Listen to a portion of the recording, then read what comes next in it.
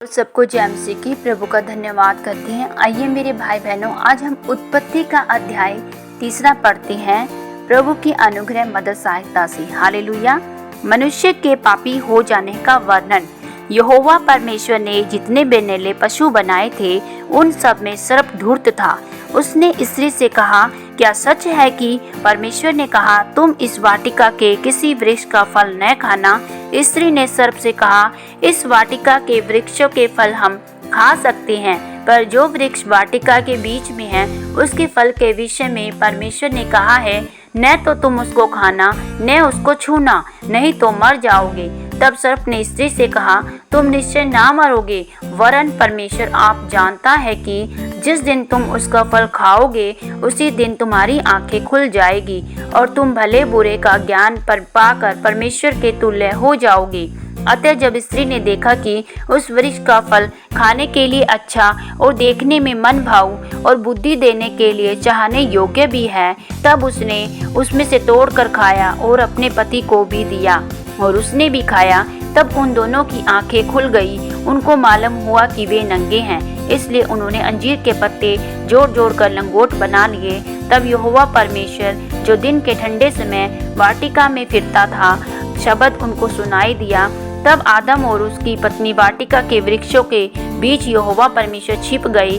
तब यहोवा परमेश्वर ने पुकार कर आदम से पूछा, तू कहाँ है? उसने कहा, मैं तेरा शब्द बारी में सुनकर डर गया, क्योंकि मैं नंगा था इसलिए छिप गया। उसने कहा, किसने तुझे बताया कि तू नंगा है? जिस वृक्ष का फल खाने को मैंने तुझे मना किया था, क्या तूने उसका फल खाया? आदम ने कहा, जिस स्त्री को तूने मेरे संग रहने को दिया उसी ने उस वृक्ष का फल मुझे दिया है और मैंने खाया। तब यहोवा ने परमेश्वर ने स्त्री से कहा, तूने यह क्या किया? स्त्री ने कहा, सर्प ने मुझे बहका दिया, तब मैंने खाया। परमेश्वर का न्याय। तब यहोवा परमेश्वर ने सर्प से कहा, तूने यह जो किया है इसलिए तू सब घरेलू पशुओं और सब बेनेले पशुओं से अधिक शापित है। तू पेट के बल चला करेगा और जीवन भर मिट्टी चाटता रहेगा। और मैं तेरे और इस स्त्री के बीच में, तेरे वंश और इसके वंश के बीच में बैर उत्पन्न करूंगा और वह तेरे सिर को कुचल डालेगा और तू उसकी एड़ी को डसेगा। फिर स्त्री से उसने कहा, मैं तेरी पीड़ा को और तेरे गर्भवती होने के दुख को बहुत बढ़ाऊंगा। तू पीड़ित होकर बालक उत्पन्न करेगी।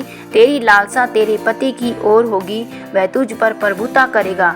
और आदम से उसने कहा, तूने जो अपनी पत्नी की बात सुनी, जिस वृक्ष के फल के विषय में मैंने तुझे आज्ञा दी थी कि तू उसे न खाना, उसको तूने खाया, इसलिए भूमि तेरे कारण शापित है। तू उसकी उपज जीवन भर दुख के साथ खाया करेगा और वह तेरे लिए कांटे और ऊंट कंटारे उगाएगी और तू खेत की उपज खाएगा, अपने माथे के पसीने की रोटी खाया करेगा।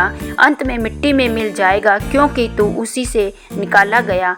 तू मिट्टी तो है और मिट्टी ही में फिर मिल जाएगा। आदम ने अपनी पत्नी का नाम हवा रखा, क्योंकि जितने मनुष्य जीवित हैं उन सब की आदि माता वही हुई। और यहोवा परमेश्वर ने आदम और उसकी पत्नी के लिए चमड़े के अंग रखे बनाकर उनको पहना दिए।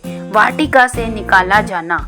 फिर यहोवा परमेश्वर ने कहा, मनुष्य भले बुरे का ज्ञान पाकर हम में से एक के समान हो गया है, इसलिए अब ऐसा न हो कि वह हाथ बढ़ाकर जीवन के वृक्ष का फल भी तोड़ के खा ले और सदा जीवित रहे। इसलिए यहोवा परमेश्वर ने उसको अदन की वाटिका में से निकाल दिया कि वह उस भूमि पर खेती करे जिसमें से वह बनाया गया था।